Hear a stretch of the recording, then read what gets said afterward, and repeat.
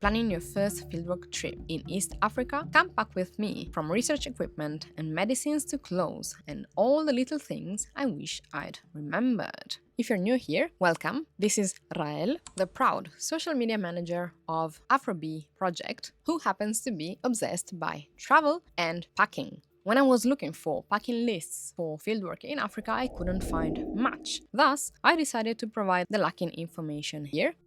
Bear in mind that I spent a few weeks in the Ethiopian countryside and that fieldwork in a big city, for example Addis Ababa, may carry its challenges. Research related. Microphone. It took me years, but I got a DJI mini mic on sale and it was an absolute bargain. Highly recommended. Compact, with a long battery life, high quality sound, and it's perfect for interviews on the go as it comes with 2 mics. If you are a linguist, however, you will likely need a professional microphone, and this is what my colleague had. If possible, bring both. Camera. I use a DJI Osmo Action 4, but if you're buying a new one, go for the DJI Osmo Action 6 or DJI Pocket 4. It depends on your needs. For example, if your trip will happen during rainy season, you plan to ride bikes and you want something discreet, opt for the DJI Osmo Action 4, 5 or 6. If you'll do more vlogging style videos in safe spaces and with tracking mode, so you need your camera to follow you without someone else behind it, go for the pocket camera instead. There are more differences, so look into it before you purchase. There's plenty of gear reviews on YouTube. Mobile phone goes without saying. Tripod, mini and extendable. Unless you have a mini tripod that can be extendable, bring 2 types of tripods. A notebook. You do you, I prefer spiral bound with flexible covers, but a sturdy notebook could come in handy too. Pens and pencils, please don't forget them. Headphones, I go for wired ones and I always carry 2, one with USB-C and the other with jack plug, because my devices have different requirements and I often work with some background noise in the second earphone, so I tend to use both at the same time.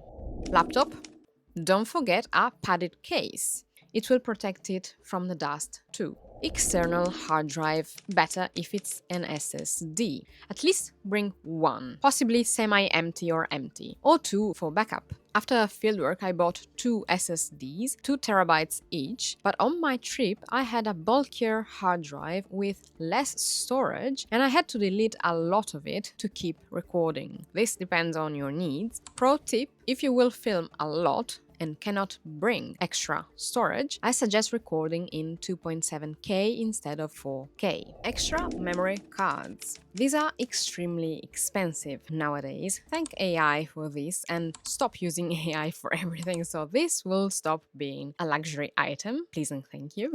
If you have yet to purchase them, maybe because you haven't decided which camera to buy, I recommend looking at the exact requirements for each camera. If you're on a budget, you should consider the price of memory cards along with your camera gear, as they are essential and you'll need backups too. Pro tip, remember to store your footage on your external hard drive every evening, if possible, or as often as you can, so to have a backup and not lose the valuable footage you shot, maybe in some remote location with elderly participants, and this is a once-in-a-lifetime occasion. Believe me, you don't want to lose that footage.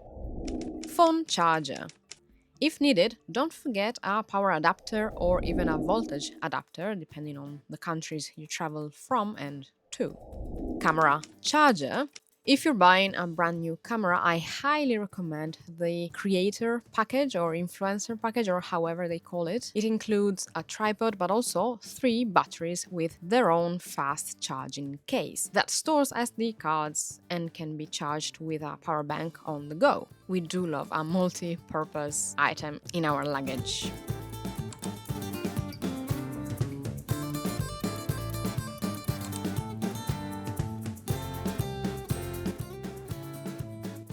If you're well organized, you won't run out of power, no matter power cuts in the location you're conducting fieldwork in. This deal is 100% worth the price.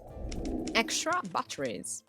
My Nikon B500 camera, which is the one that I use for photography only, doesn't have a classic battery. Rather, it runs on AA batteries. And this was a choice because I got it thinking it would be easier to purchase new batteries while traveling and keep it working despite power outages. And I was right. Over time, I began carrying a mix of rechargeable batteries and regular ones, so if I had power, I could recharge them. After a few years, and with my camera getting old, rechargeable batteries no longer work with it. It's as if it couldn't read them. But this trick saved me a lot of money and time that I didn't have to waste looking for a shop selling decent batteries, which aren't necessarily super easy to find, depending where you are. Pro tip. Bear in mind that, depending on the airline, you may have different power limits that will include AA, lithium and rechargeable batteries, as well as power banks and phones. If they reach a certain amount of power all combined, you may be forced to leave some items behind. So always check the airline requirements, as batteries cannot be checked in and will stay in your personal item or carry-on. Portable light. This may not seem essential, however, you'd be surprised how often recordings and interviews happened in a dark room, because outside was too sunny, windy, dusty or rainy, or maybe there was a power outage. You have to adapt to the environment and people. Sometimes you cannot predict everything, thus I highly recommend bringing at least one portable light that can be clipped onto a phone, tripod or whatever you find in the location, and depending on the camera you buy, they may sell an attachable light, for example a ring light, but even a basic one for phones or laptops could do. Pro tip. Remember that the overhead light is not the best for filming, and when possible you should move your light source, and even better, have multiple light sources. Check some simple YouTube tutorials on this if you want your interviews to be visible on camera. Specifically if you chose a DJI Osmo Action camera, because those are not the best in dark environments, whereas the Pocket 4 should be the best one, but it's way more expensive, so you choose. If you're finding any value in this video, don't forget to subscribe, hype the video, like it, and recommend it to others. Essentials: passport copies, printed visa, plastic envelopes, one for each printed document, and even better if you can close them inside a waterproof folder. Accommodation confirmation, they may ask for it at the airport. Have it ready in your carry-on or personal item, once again, everything printed. Health and or travel insurance, download it on your phone and print it on paper. If they have emergency numbers, save them in your contact list before leaving. Your future self will thank you for this. Local SIM card or eSIM, if allowed, and if your smartphone supports it, because I use two different smartphones and neither support eSIMs. Reusable water bottle, possibly thermal. You should be able to attach it to your bag and carry it without worrying about it breaking, so I'd recommend a thermal aluminum reusable bottle with a hook. Miscellaneous.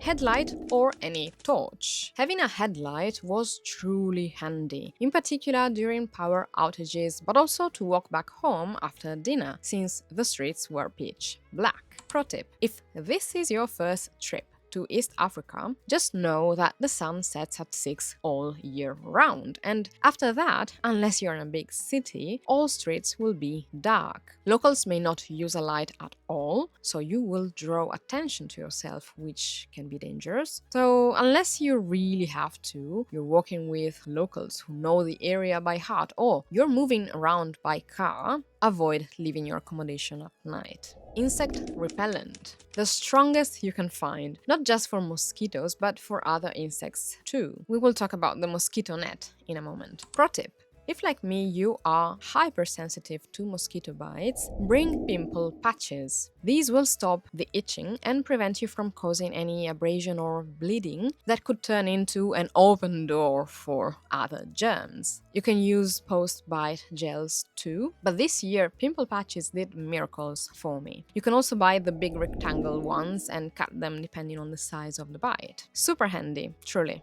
Tape. This will make more sense later. Keep watching.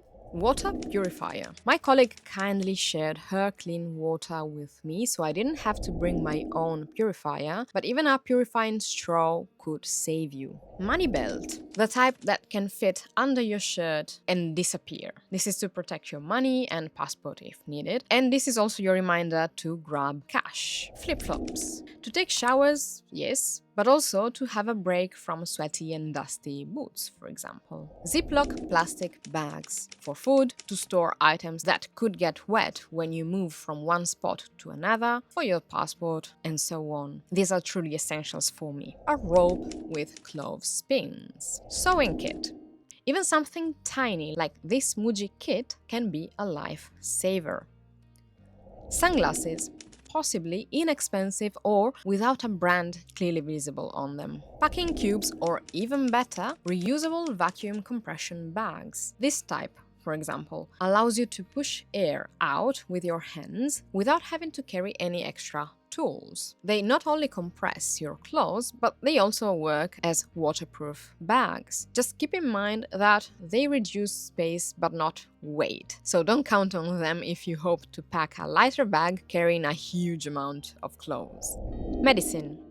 Bring the strongest anti-diarrheal drug you can find, and if the dosage available in your country is lower than what's needed in East Africa, then bring more than you think you will need. My colleague had a much higher dosage and literally saved me. Pro tip. I know this may sound like TMI, but you have to be prepared for this if, like me, you come from Europe and travel to Ethiopia only occasionally. Expect to get sick at some point in the first week and even plan accordingly if possible. I mean it. Arrange your schedule around this because your body needs to adjust to local bacteria and food. The sooner you accept it, the better. Regarding other meds, of course, bring all prescription ones with their prescription and original box. I put them all in a different pouch and store meds in smaller containers, ready to bring in my day bag. But also, anything you are not sure is available or cheap in other countries. Stuff like paracetamol, aspirin, antihistamine, anti-nausea, anti-inflammatory, pain meds, if you're prone to anti-reflux, and any supplements you regularly take. Magnesium, iron, inositol, berberine, vitamin B, vitamin D, and so on. Bring the exact amount of supplements for the trip, whereas for meds, you may want to have extras both for yourself and for your colleagues. Electrolytes.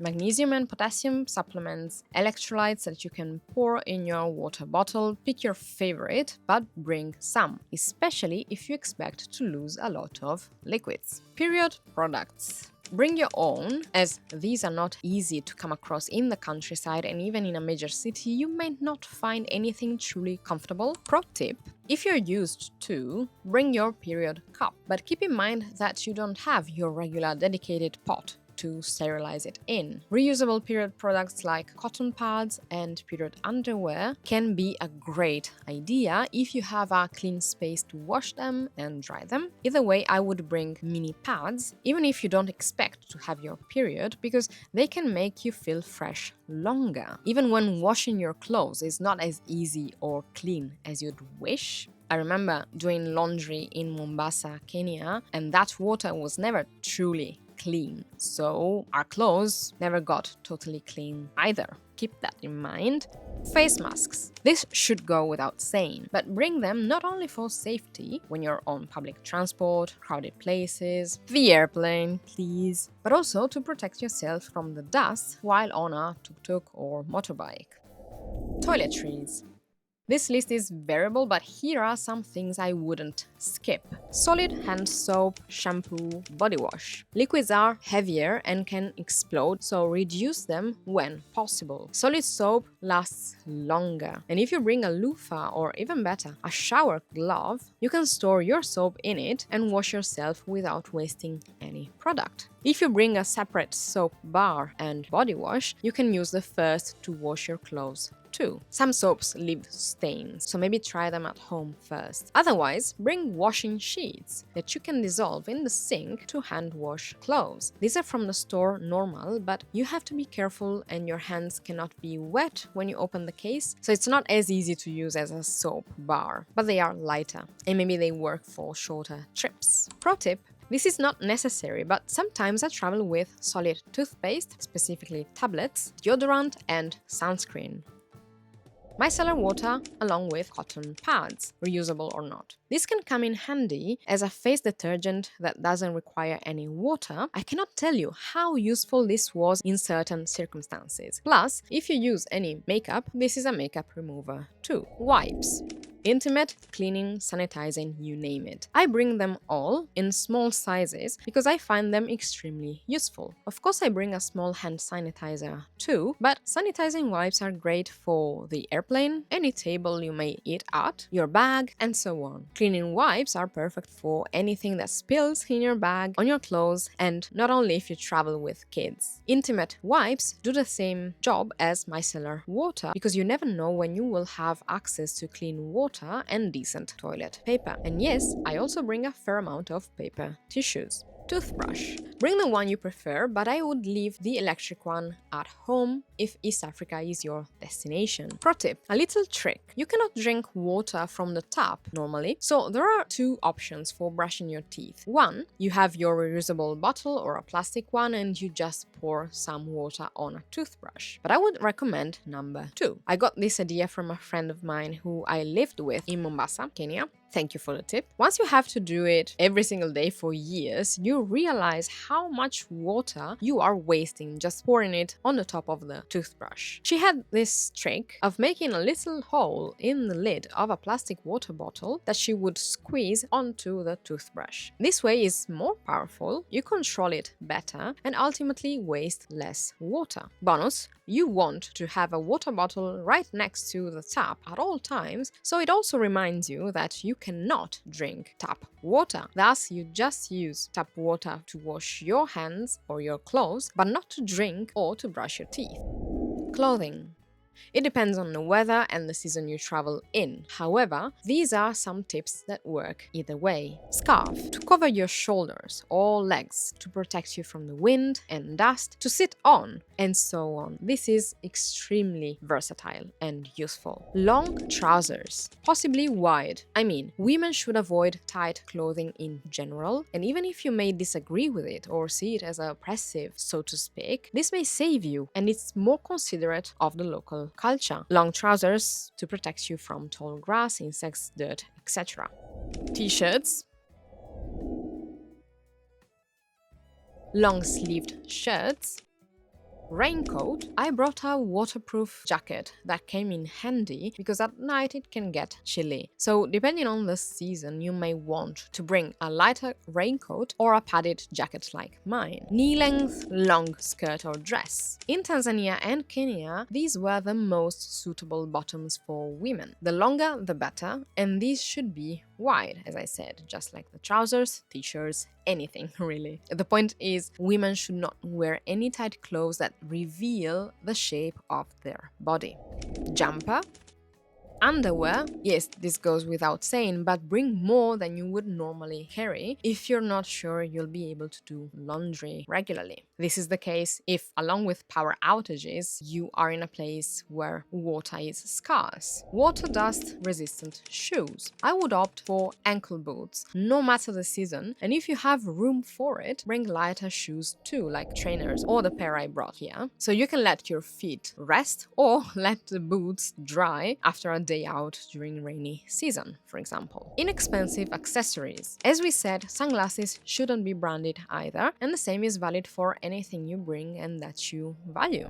Bonus tips. Bear in mind that refrigerators are not widespread. Besides, power cuts can happen at all times and last several hours. Thus, a tiny and lightweight cooler bag might come in handy. I happened to have one with me because I had brought some chocolate bars, and the bag itself turned out useful during the trip, as well as a much appreciated gift along with the chocolate at the end of the trip. You might want to purchase a mosquito net if your accommodation does not provide any. Make sure to ask about this when you're booking your accommodation. This should go either on the windows or on the bed. In my case, I had to improvise and use some rope with small hooks to hang a mosquito net in my bedroom. Tape would have helped here too, and believe me, hanging the mosquito net was no easy task and it kept falling throughout my stay. I had to buy it in the capital city and it was bulky. So unless you have found a tiny portable mosquito net to put in your checked luggage, save this purchase for when you land. At the end of my trip, I left it in the accommodation and I'm sure someone else was thankful for it.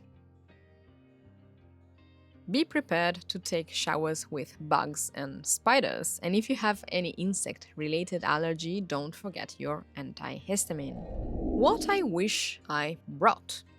Power strip. I normally bring a triple plug, but it can be heavy for wobbly sockets, which was the case in my accommodation in Durame, in Kambata, central Ethiopia. With a power strip, there is no added weight and you can have more than 3 plugs. Umbrella, both for sunny and rainy days. As I tend to travel with a backpack only, I often forget how useful an umbrella can be, and it's worth packing for this kind of trip. Triple electrical socket. I said I usually travel with one. Well, I forgot to pack it this time around. Card reader. To transfer data straight from one SD card to another, which would have helped when I eventually ran out of space on my laptop and hard drive. Swiss Army knife. Apparently, you can pack it in your checked luggage, and I thought you couldn't, so it didn't cross my mind until I saw my colleague use it on a daily basis. I tend to pack bamboo cutlery and maybe a bottle opener, but this would have been way better. Extra notebooks. Because I use them every single day and a stationery store is not exactly easy to come across in the Ethiopian countryside, just pack an extra notebook and I promise you will thank me when you'll eventually use it during power outages. One final thought. If it's safe, record and photograph more than you think you will need. After the end of fieldwork, I wish I had recorded at least one of our meals, or even photographed all of them, that were all made with love by one of our colleagues' wife, which made us feel at home in another continent. Film the daily struggles, the routines, the evenings playing cards with a torch, the hazardous drive in the mountains, the unexpected hike. Film or photograph the nature around you, the fruits you won't see back home, the wild animals. I promise you will regret not having decent images and clips of your daily life doing fieldwork. And don't forget to include yourself in a picture or two. I regularly take photos of everybody else and then I don't have proof I was there too. This is all I got for you. Feel free to ask questions I didn't answer here if you're planning your first fieldwork in Africa.